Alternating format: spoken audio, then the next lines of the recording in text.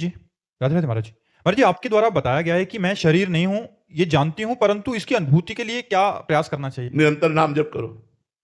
नाम जप से विवेक प्रकट होता है। विवेक शुद्ध ज्ञान को प्रकाशित करता है।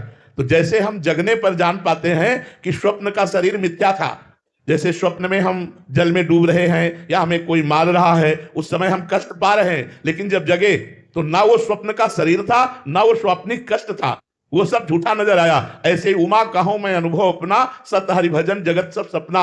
जिस समय हरि भजन में हम निरंतर लगेंगे तो हमें ये ज्ञान हो जाएगा, जैसे स्वप्न के शरीर का महत्व नहीं रहता, ऐसे जागृत के शरीर का महत्व नहीं रहता। ये भी असत्य है। जैसे एक बार महाराज ज्ञानी शिरोमणि जनक जी ने देखा कि वो स्वप्न में देखा कि वो बड़े गरीब हो गए और वो भिक्षावृत्ति की भूख लगी, तो थोड़ा दाल चावल मिला, तो उन्होंने इसे खिचड़ी बनाई।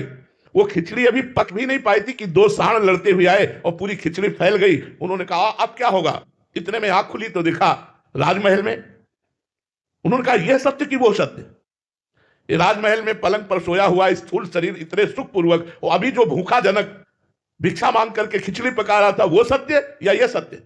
अब सभा में जाकर के जिस विद्वान से पूछते कि यह सत्य कि वह सत्य, तो कोई उत्तर न दे पाता, क्योंकि यह और वह का लक्ष्य नहीं समझ पाते। अष्टावक्र जी महाराज को जब पता चला कि हमारे पिता को नजर कैद कर लिया गया है उत्तर ना देने पर, तब वो पहुंचे। बालक ही थे और बहुत बड़े ज्ञानी महात्मा थे। जे ही जनक की सभा में पहुंचे तो पूरी सभा देखकर हंस दिया। तो उनका जनक, मैंने तो सुना था तुम्हारी सभा ज्ञानियों की सभा है, लेकिन यहां तो सब अज्ञानी बैठे हुए हैं, क्यों? जनक जी ने कहा ऐसा क्यों आप सभा के लिए? बोले हंसे क्यों? तो सबने कारण बताया कि आप 8 जगह से टेढ़े हैं, अष्टवक्र हैं, चलने में 8 जगह, इसलिए हंसी आ गई। तो बोले चमड़ी को देखना, मांस को देखना, हड्डी को देखना, ये ज्ञानियों का लक्षण नहीं है, या ज्ञानियों का ही लक्षण है, इसलिए तुम्हारी सभा में कोई भी ज्ञानी नहीं। किसी ने आत्मा को देखा, शरीर को देखकर हंसी उड़ा दी, इसलिए तुम में से कोई ज्ञानी नहीं। बोल जनक तुम्हारा प्रश्न क्या है? उन्होंने कहा यह सत्य कि वह सत्य। उन्होंने कहा ना यह सत्य ना वो सत्य।